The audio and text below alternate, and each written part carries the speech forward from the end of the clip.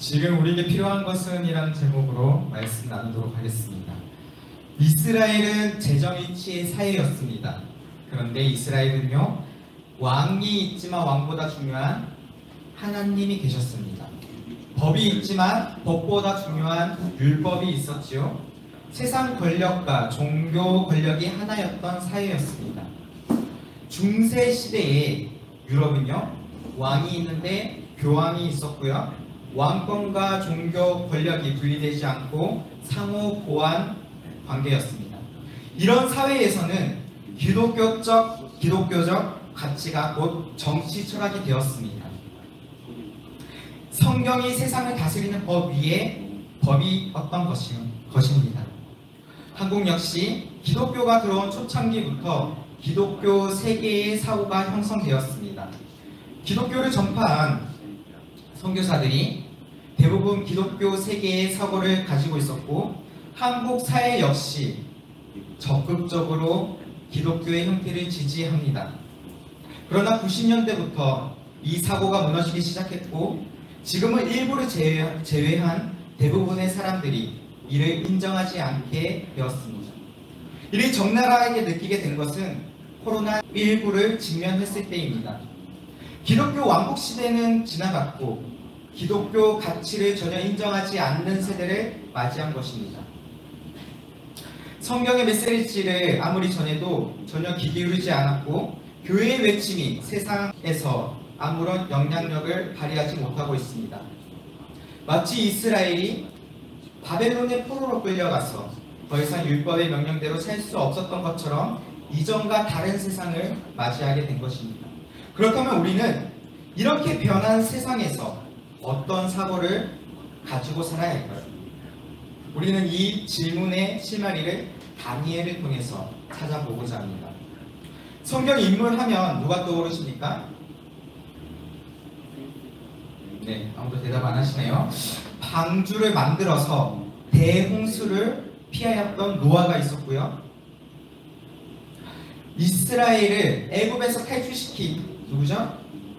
모세가 있었습니다. 골리앗과 싸운 다윗이 있었고요. 그리고 배고픈 사자들이 가득했던 굴에서 상처 하나 없이 나올 수 있었던 다니엘도 있습니다. 이런 이야기들은 우리에게 상상의 나래를 펼치게 합니다. 그래서 그런지 이런 이야기를 어른 설교 본문으로 택하는 것은 조금 가볍게 생각되기도 합니다. 그런데 과연 다니엘 이야기가 아이들에게나 적합한 내용이었을까요? 오늘 본문은 다니엘을 소년으로 소개합니다. 그러나 다니엘이 3년의 훈련 과정을 마치고 곧바로 궁정에서 일한 점 등을 고려해 봤을 때에 당시의 다니엘을 10대 초나 그 이하의 어린이로 보는 것은 다소 무리가 있어 보입니다. 오히려 다니엘의 말과 행동이 나타나는 성숙한 모습은 다니엘의 나이가 청년에 이르렀음을 짐작하게 합니다. 물론 이건 제 개인적인 생각은 아니고요.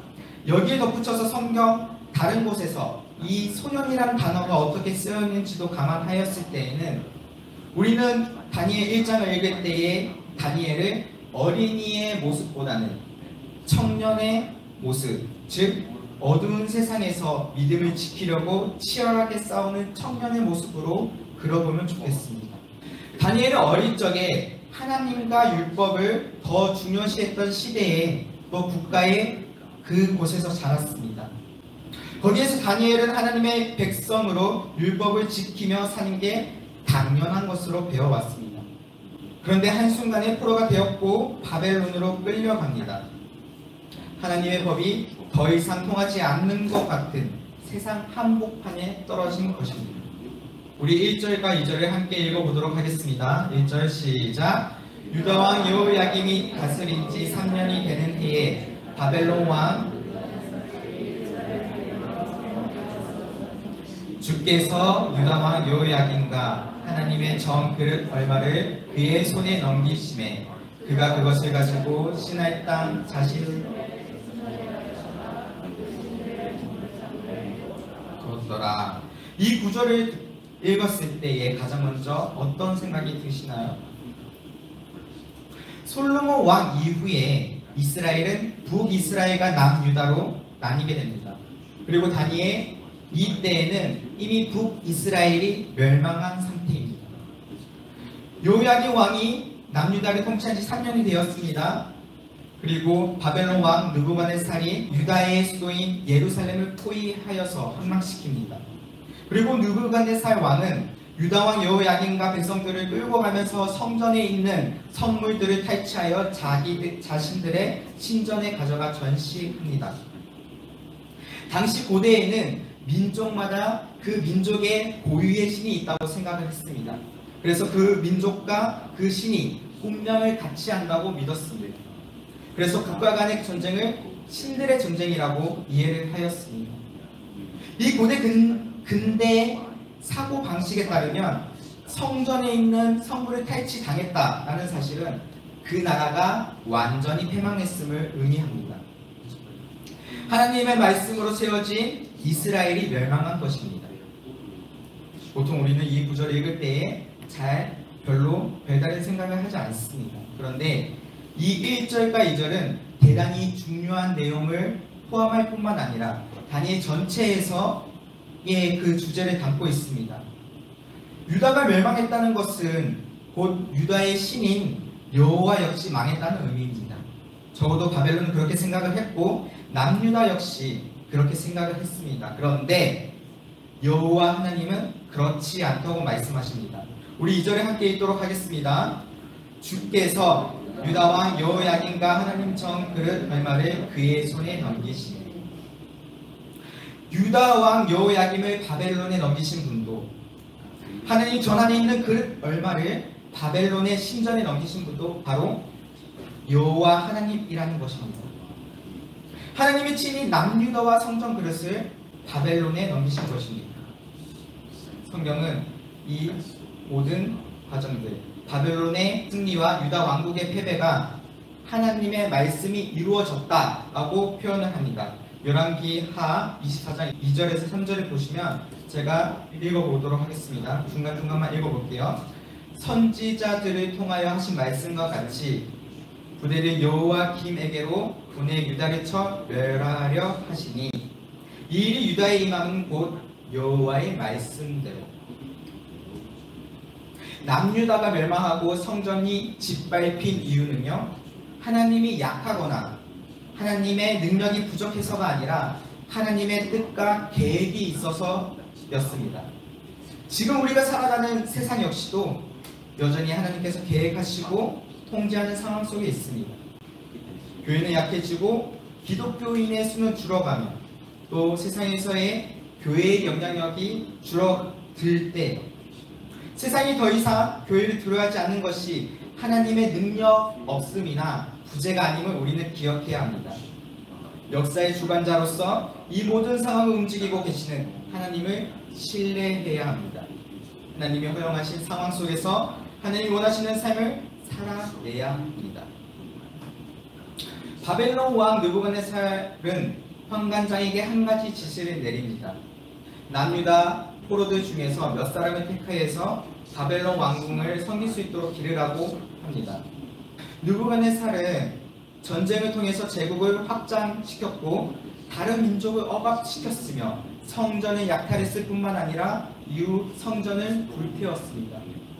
그런데 그런 그가 바벨론의 포로로 끌려온 남유다 귀족의 자녀 일부를 교육의 기회를 그들에게 제공하여서 왕궁에 드리겠다고 한 것입니다. 우리 민족 역시 역사 가운데 이와 비슷한 일을 경험했습니다. 일본이 우리나라를 식민 통치하였을 때에 일본이 처음 우리나라에게 먼저 한 것은 무력으로 통치를 한 것입니다. 그러나 3.1 운동을 겪은 일본은 이 방식을 문화 통치로 변경을 합니다. 그렇게 일본은 자기들의 식민 통치를 좋게 포장하여서 그 통치를 이어갈 생각이었습니다. 느부갓네살 왕 역시 자신의 통치하는 제국이 커지자 이런 문화 통치의 필요성을 절실히 느낍니다. 느부갓네살 왕이 환관장에게 선별하라고 하면서 요구한 조건은 다음과 같습니다. 먼저 흠이 없고 얼굴이 아름다워야 하고 모든 지혜가 통찰해야 하며 지식에 통달하고 학문에 익숙하여 왕궁에 설 자격이 있는 사람.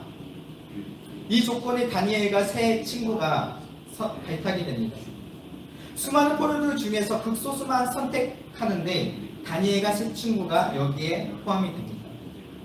당시 최고의 학문을 공부할 수 있는 기회, 그리고 최고의 숙식을 제공받습니다. 제국에서 자유롭게 활동할 수 있도록 제국식 이름을 받습니다. 제국에서 모든 것을 지원해 주고 평생 직장까지 보장받게 됩니다.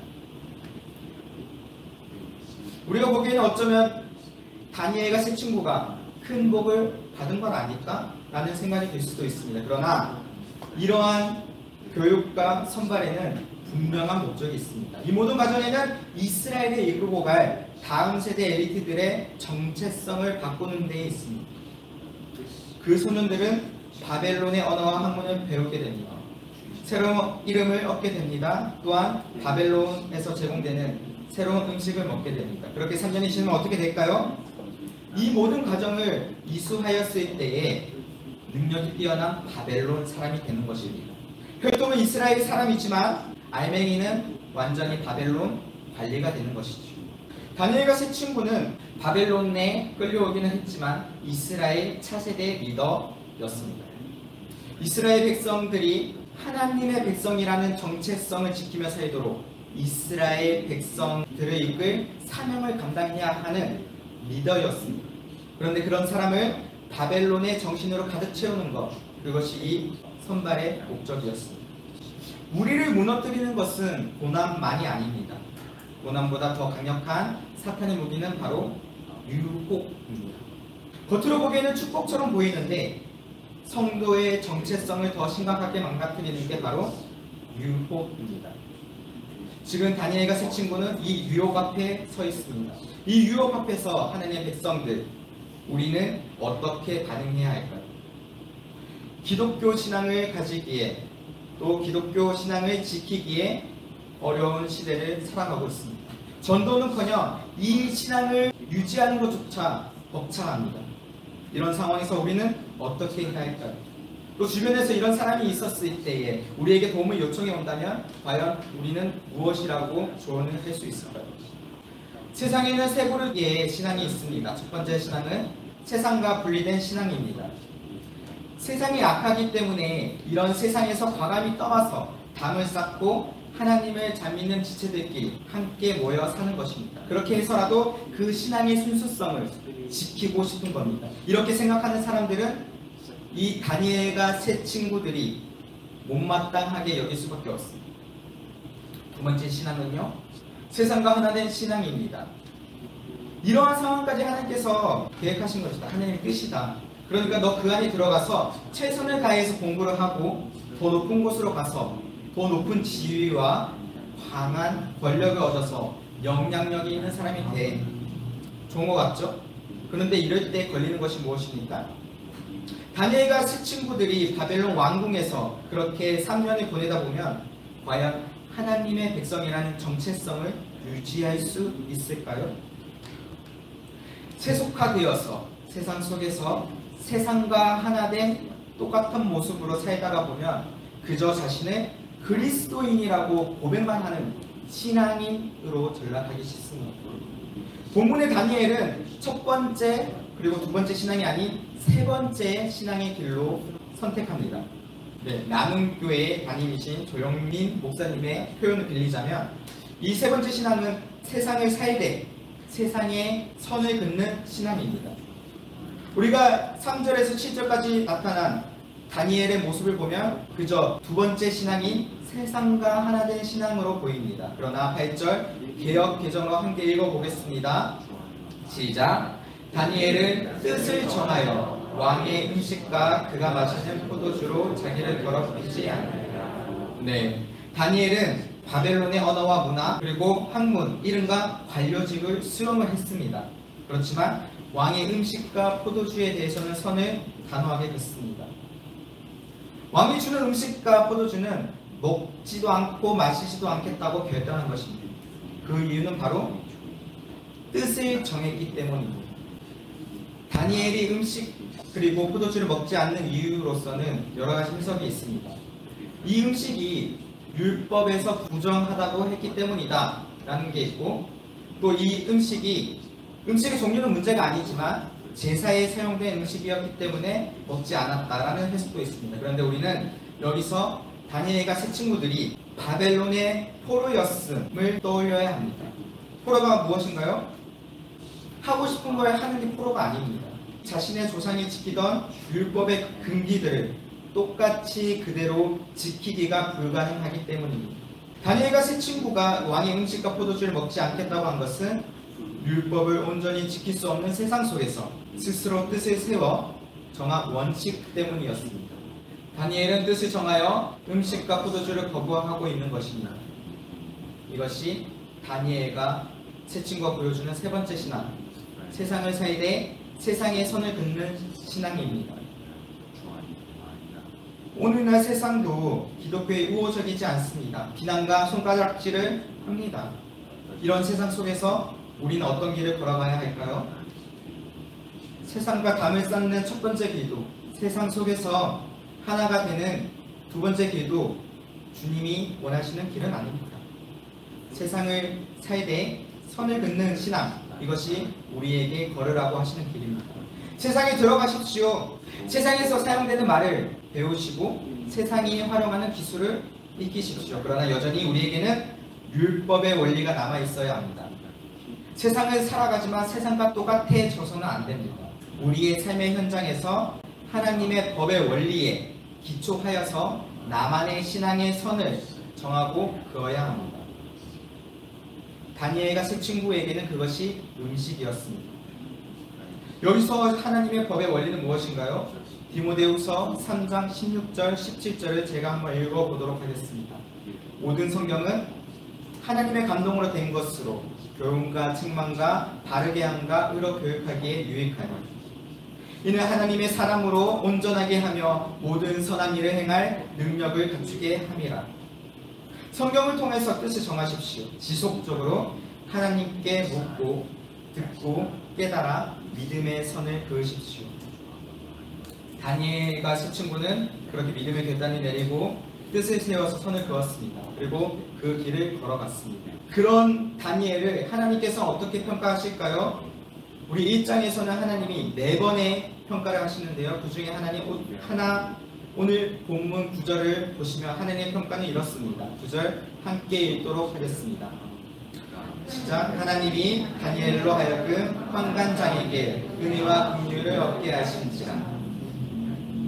하나님께서는 다 하나님을 믿지 않는 환관장에게 역사하셔서 왕의 음식과 포도주를 거부한 다니엘과 세 친구를 은혜와 긍휼의 눈으로 보게 만드셨습니다.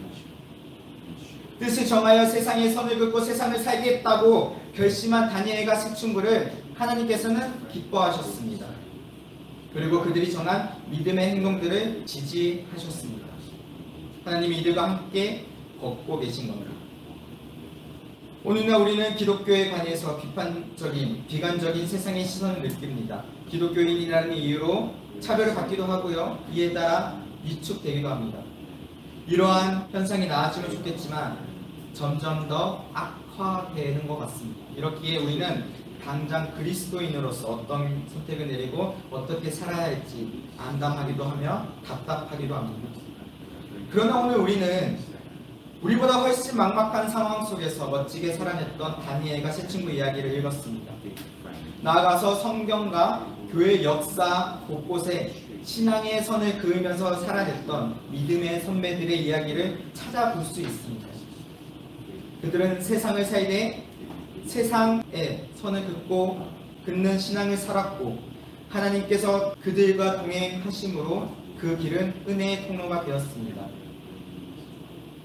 오늘 우리에게 하나님이 요구하시는 것도 이와 같습니다. 무엇이 옳고 그른지 분별할 수 있는 통찰력이 필요합니다.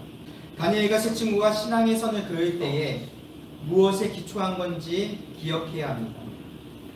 신앙은 맹목적이지 않습니다. 어느 한쪽으로만 치우치면 안 됩니다.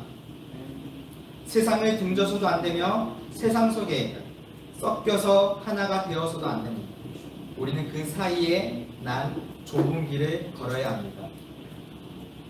이 길에 설 때에 주님 우리와 함께 하시며 이 길을 걸어갈 수 있도록 모든 자원을 부어주셔 하나님을 신뢰하십시오. 세상을 살되 세상의 선을 긋는 신앙, 우리 모두 이 길을 걸어가길 소망합니다. 말씀을 정리하겠습니다. 기독교에 대해 비호의적인 상황과 환경을 살아가는 그리스도인들에게 다니엘은 참여와 불참, 수용과 거부의 균형을 제시합니다. 1장에서는 세상 문화와의 관계에서 그리스도인이 언제나 배타적으로 처신할 것을 말하지 않습니다. 다니엘과 세 친구는 계명을 받아들였고요. 바벨론의 언어와 학문도 착실하게 공부를 합니다. 물론 그 내용의 공의 해서가 아니라 바벨론 생활과 사역에 필요하다고 판단했기 때문입니다. 그러나 이들은 하나님 중심으로 오직 하나님에게만 충성하며 자신이 사는 세상에서 긴장된 삶을 살아갑니다. 다니엘이 함몰되지 않을 수 있었던 것은 그가 젊을 때에 받았던 신앙의 훈련 때문이었습니다. 자신의 신앙이 침식당하지 않도록 여호와를 아는 지식, 하나님을 아는 지식에 확실하게 서 있었습니다. 더불어 다니엘은 뜻을 정하여 신앙을 지킵니다. 때로는 다니엘이 택한 방식이 사소해 보이고 무력해 보이기도 합니다. 그러나 다니엘의 결단은요, 만용이 아니라 말씀에 대한 확신이 있었고 신념이 있었습니다. 그리고 하나님께 대한 믿음과 헌신이 있었습니다. 우리는 어떤 대응 전략을 갖고 계십니까? 유혹의 상황 가운데에서도 우리는 처음부터 우리의 태도를 분명히 해야 합니다. 중요한 순간마다 나타나는 보이지 않는 하나님의 손길을 기억해야 합니다. 결코 우리의 믿음이 헛되지 않으니 또 그리 아니하실지라도 하나님을 신뢰하는 우리가 되게 간절히 소망합니다. 우리 같이 기도할 텐데요. 주님, 다니엘을 통하여서 세상 속에 살아가는 우리의 모습을 다시금 돌아봅니다. 우리를 세상에 보내셨으니 우리가 이 땅 가운데에서 하나님을 기쁘시게 하는 자로서 살아가게 하옵소서. 크고 작은 유혹에도 넘어지지 않으며 넘어지더라도 바로 일어서게 하옵소서. 이미도 앞섰던 믿음의 선배들의 길을 따라 걷게 하시며 주님이 우리와 함께 하심을 기억하게 하옵소서. 우리 주의 이름 부르시며 함께 기도하며 나아가겠습니다. 주여,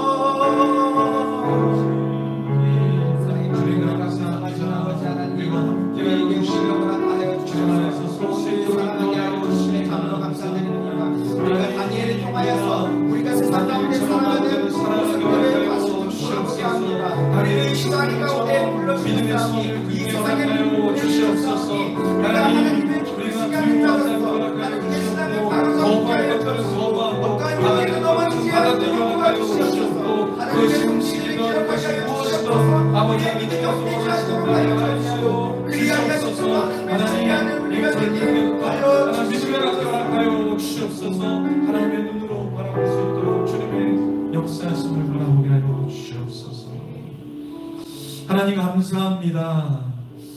우리가 사는 이 세상이 쉽지 않지만 다니엘과 그 친구들이 믿음의 삶을 살아냈던 것처럼 우리도 살아내게 하여 주시옵소서. 세상 사람들이 바라보는 성공과 편의가 아니라 믿음의 삶을 사는 가운데 어렵더라도 힘들더라도 하나님 말씀을 따라 주님 원하시는 삶을 살아가게 하여 주시옵소서. 우리 젊은이들이 더 힘겹게 이 세상에서 살아가는데 하나님 다니엘과 같은 믿음을 허락하여 주시옵소서.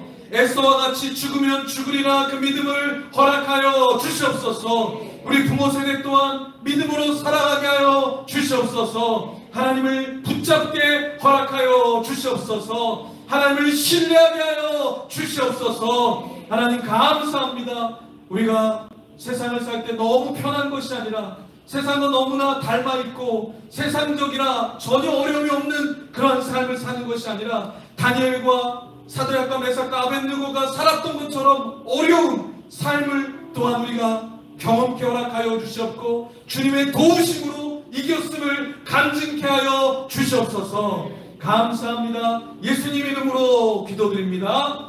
아멘. 지금 우리 주 예수 그리스도의 은혜와 끝까지 남없는 하나님의 사랑과 성령 하나님의 교제교통 위로 충만 영적인 잠을 깨우치는 역사가 오늘 예배를 드리며 주님 다니엘처럼 그 친구들처럼 뜻을 정하게 하여 주시옵소서. 이겨내게 하여 주시옵소서. 주님의 손과 주님의 역사가 있음을 잊지 않겠습니다. 결단하는 자들과 지금도 선교 현장에서 수고하고 있으며 복음을 위해서 여전히 주님의 역사를 갈망하며 수고하고 애쓰는 선교사님들을 위해 지금부터 영원토록 함께 있을지어다. 아멘.